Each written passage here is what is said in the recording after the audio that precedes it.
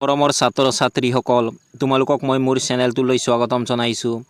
আজি মই চতুৰ্থ শ্ৰেণীৰ অংকুৰণ পাঠ্যপুথিৰ পাঠ 12 আজৰি পৰৰ কাম পাঠটোৰ ক্ৰিয়াকলাপত দিয়া প্ৰশ্নসমূহৰ উত্তৰসমূহ আলোচনা কৰিম। গতিকে তোমালোকে ভিডিঅ'টো প্ৰথমৰ পৰা শেষলৈকে চাবা।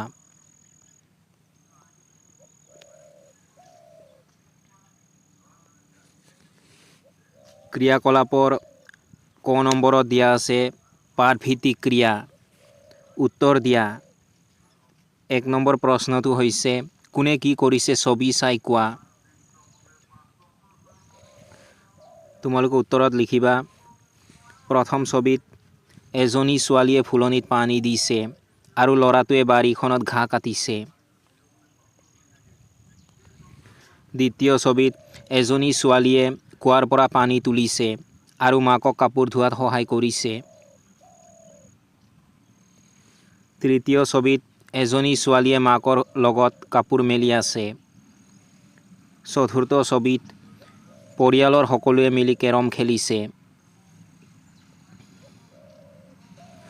পঞ্চম ছবিত ঘৰৰ ভিতৰত এজনী সৰু ছোৱালীয়ে ককাৰ ওচৰত বহি পঢ়া শুনাত ব্যস্ত আছে।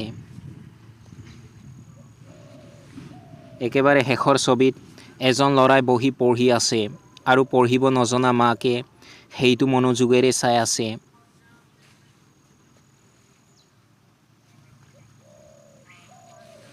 দুই নম্বৰ প্ৰশ্নটো হৈছে তোমালোকে মাৰা দেউতাৰা কি কি কামত সহায় কৰা। তোমালোকে এই প্ৰশ্নৰ উত্তৰত তোমালোকৰ মাৰা দেউতাৰা কি কি কামত সহায় কৰা সেইটোৰ বিষয়ে লিখিবা। উদাহৰণস্বৰূপে তোমালোকে লিখিব পাৰা, মই মা দেউতাকক পানী অনা, পাচলি বাগিচাত সহায় কৰা আৰু আন সৰু সুৰা কামত সহায় কৰোঁ।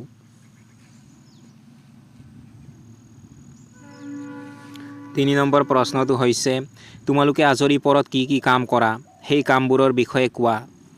তোমালোকে আজৰি পৰত কৰা কামৰ বিষয়ে লিখিবা।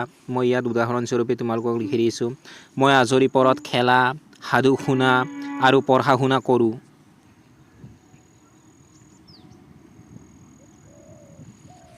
চাৰি নম্বৰ প্ৰশ্নটো হৈছে যিকোনো এবিধ ফুল সংগ্ৰহ কৰি সেই ফুলৰ ৰং কি আৰু পাহিৰ সংখ্যা কিমান ইত্যাদি চাই তিনিটা বাক্য লিখা।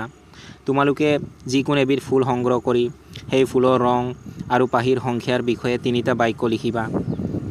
উদাহৰণস্বৰূপে মই তোমালোকক লিখি দিছোঁ, আমি এটা গোলাপ ফুল সংগ্ৰহ কৰিলোঁ। প্ৰথম বাক্যটো লিখিছোঁ ফুলটোৰ ৰং ৰঙা। দ্বিতীয় বাক্যটো লিখিছোঁ ইয়াৰ পাহিৰ সংখ্যা বহুত। তৃতীয় বাক্যটো লিখিছোঁ গোলাপ ফুলৰ সুগন্ধি খুব ভাল।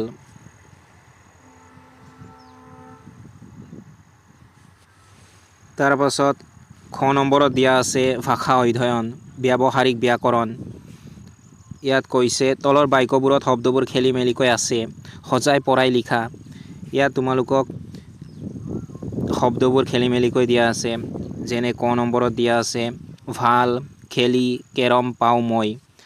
এইখিনি সজাই তোমালোকক এইফালে লিখি দিয়া আছে, মই কেৰম খেলি ভাল পাওঁ।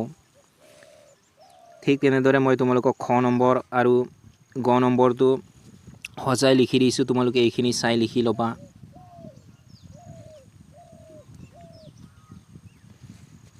তাৰ পাছত দিয়া আছে তলৰ যুক্তাক্ষৰবোৰ ভাঙি দেখুওৱা। ইয়াত তোমালোকক কেইটামান যুক্তাক্ষৰ দিয়া হৈছে। মই ইতিমধ্যে তোমালোকক এই যুক্তাক্ষৰবোৰ ভাঙি দেখুৱাই দিছোঁ, তোমালোকে এইখিনি চাই লিখি ল'বা।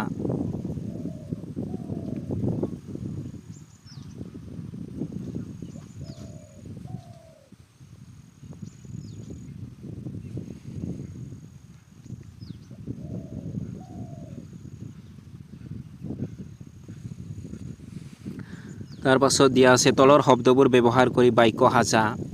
ইয়াত তোমালোকক কেইটামান শব্দ দিয়া হৈছে, সেইবোৰ হৈছে প্ৰশংসা। তোমালোকে উত্তৰত লিখিবা প্ৰশংসা শব্দটো ব্যৱহাৰ কৰি তোমালোকে লিখিব পাৰা, শিক্ষকজনে ভাল কামৰ বাবে ছাত্ৰজনক প্ৰশংসা কৰিলে। তাৰ পাছত চোতাল শব্দটো ব্যৱহাৰ কৰি তোমালোকে লিখিব পাৰা, আমাৰ ঘৰৰ চোতালখন বৰ ডাঙৰ। কাঁহী শব্দটো ব্যৱহাৰ কৰি তোমালোকে লিখিব পাৰা, মই কাঁহীত ভাত খাওঁ। চিকুণাই শব্দটো তোমালোকে ব্যৱহাৰ কৰি লিখিব পাৰা, মায়ে ঘৰৰ মজিয়াখন চিকুণাই আছে। তিৰবিৰ শব্দটো ব্যৱহাৰ কৰি তোমালোকে লিখিব পাৰা, আকাশত তৰাবোৰে তিৰবিৰকৈ জ্বলি আছে।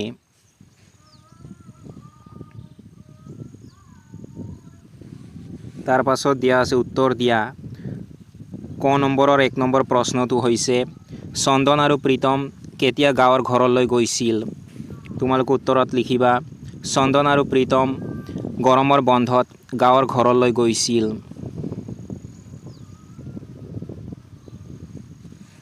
দুই নম্বৰ প্ৰশ্নটো হৈছে গাঁৱত তেওঁলোকৰ কোন আছিল?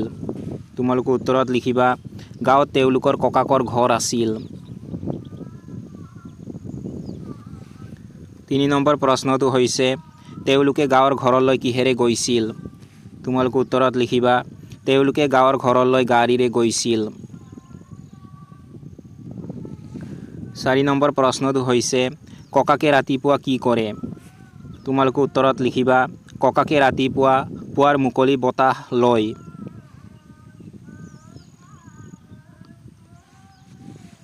খ নম্বৰৰ 1 নম্বৰ প্ৰশ্নটো হৈছে চন্দন আৰু প্ৰীতমে ককাকৰ পৰা কি কি শিকিলে? তোমালোকে উত্তৰত লিখিবা চন্দন আৰু প্ৰীতমে ককাকৰ পৰা পুৱা সোনকালে উঠা, খোজ কঢ়া, শাকনি বাৰী আৰু ফুলনি বাৰীত কাম কৰা, সন্ধিয়া প্ৰাৰ্থনা কৰা আৰু সময়ৰ সৎ ব্যৱহাৰ কৰাৰ কথা শিকিলে।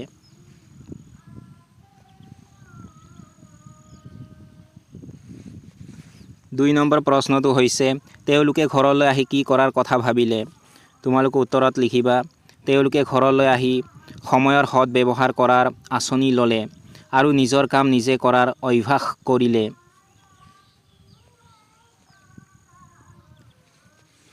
3 নম্বৰ প্ৰশ্নটো হৈছে সন্ধিয়া তেওঁলোকে ঘৰত কি কৰে? তোমালোকে উত্তৰত লিখিবা ককাকে শিকোৱা মতে সন্ধিয়া হাত ভৰি ধুই তেওঁলোকে প্ৰাৰ্থনা কৰাৰ অভ্যাস কৰিলে।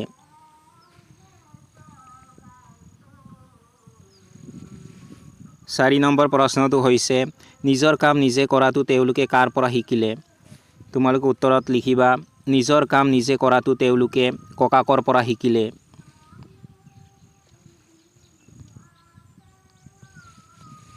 গ নম্বৰ প্ৰশ্নটো হৈছে মিতিৰ কুটুমৰ ঘৰলৈ গৈ তুমি লাভ কৰা অভিজ্ঞতাৰ কথা বৰ্ণনা কৰা। সেই অভিজ্ঞতাই তোমাৰ স্বভাৱৰ কি কি হাল সলনি কৰিলে কোৱা। তোমালোকে মিতিৰ কুটুমৰ ঘৰলৈ গৈ তুমি কি কি অভিজ্ঞতা লাভ কৰিলা সেইটোৰ বিষয়ে বৰ্ণনা কৰি লিখিবা। মই উদাহৰণস্বৰূপে তোমালোকক লিখি দিছোঁ। তোমালোকে লিখিবা মিতিৰ কুটুমৰ ঘৰলৈ গৈ মই বহু নতুন কথা শিকিবলৈ পাওঁ, যেনে ডাঙৰসকলক সন্মান কৰা আৰু প্ৰকৃতিৰ লগত মিলি থকা। এই অভিজ্ঞতাই মোক অনুশাসন মানি চলিবলৈ আৰু নিজৰ কাম নিজেই কৰি স্বাৱলম্বী হ'বলৈ শিকাই মোৰ স্বভাৱৰ ইতিবাচক পৰিৱৰ্তন আনিলে।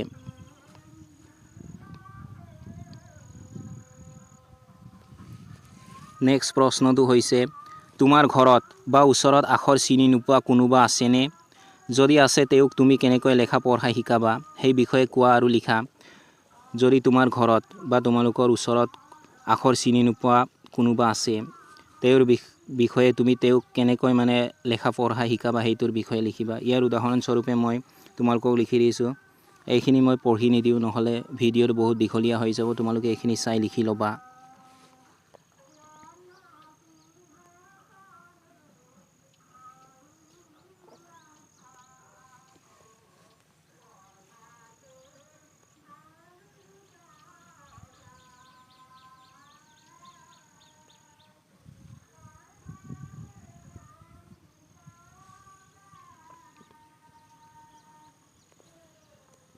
তাৰ পাছত দিয়া আছে আজৰি পৰত তোমালোকে নিজৰ উপৰি আনৰ বাবে কি কি কৰা লিখা।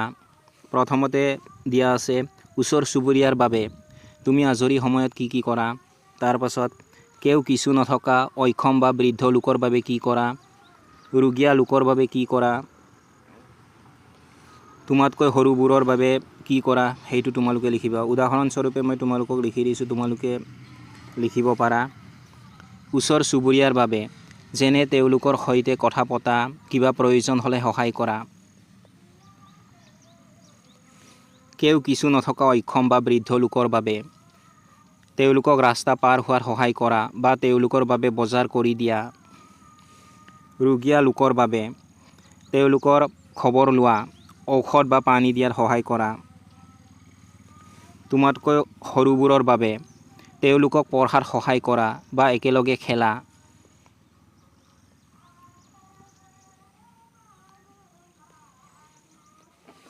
ঘ নম্বৰত দিয়া আছে প্ৰকল্প। ইয়াত দিয়া আছে প্ৰত্যেক সপ্তাহত ৫টাকৈ নতুন শব্দৰ অৰ্থ অভিধান চাই লিখিবা। ইয়াত এই তালিকাখনত তোমালোকক প্ৰত্যেক সপ্তাহত ৫টাকৈ নতুন শব্দৰ অৰ্থ লিখিবলৈ কৈছে। প্ৰথম স্তম্ভত তোমালোকে লিখিবা ক্ৰমিক নম্বৰ, তাৰ পাছত লিখিবা তাৰিখ, তাৰ পাছত শব্দ, তাৰ পাছত সেই শব্দটোৰ অৰ্থ।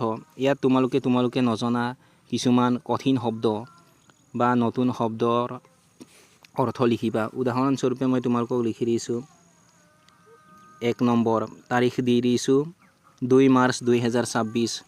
শব্দটো হৈছে প্ৰতিপাল। প্ৰতিপাল শব্দৰ অৰ্থ হৈছে পালন কৰা। বাকীখিনি তোমালোকে চাই ল'বা, মই পঢ়ি নিদিওঁ, তোমালোকে এইখিনি চাই লিখি ল'ব পাৰা।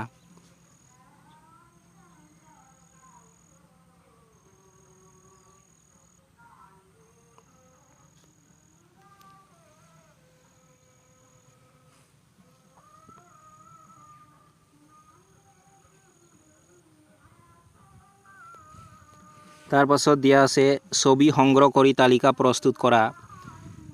ইয়াত তোমালোকক ডাক টিকট, খেল ধেমালি বা শৰীৰ চৰ্চা, খেতি বাতিৰ সঁজুলি, খেলৰ সঁজুলি, এইবোৰৰ ছবি সংগ্ৰহ কৰি তালিকা প্ৰস্তুত কৰিবলৈ কৈছে। উদাহৰণস্বৰূপে মই ইয়াত তোমালোকক ডাক টিকট, যেনে ডক্টৰ ভূপেন হাজৰিকা, জ্যোতিপ্ৰসাদ আগৰৱালা, তৰুণৰাম ফুকন, তেওঁলোকৰ ডাক টিকটৰ ছবি দি দিছোঁ। তোমালোকে এইদৰে ডাক টিকটৰ ছবি সংগ্ৰহ কৰি তালিকা বনাব পাৰা। তাৰ পাছত খেল ধেমালি বা শৰীৰ চৰ্চাৰ লগত জড়িত তোমালোকক ইয়াত মই কেইটামান ছবি দি দিছোঁ। তোমালোকে নিজে খেল ধেমালিৰ কিছুমান ছবি এইদৰে সংগ্ৰহ কৰি তালিকা বনাব পাৰা।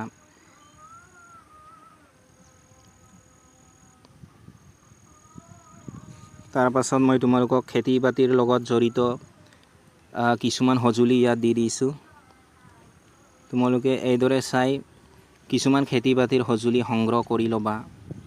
খেতি বাতিৰ মানে সঁজুলিৰ ছবি।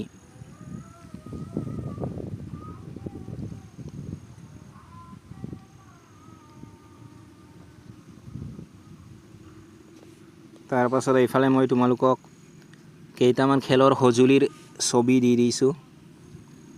তোমালোকে নিজাববীয়াকৈ খেলৰ সঁজুলি কিছুমান সংগ্ৰহ কৰিব পাৰা।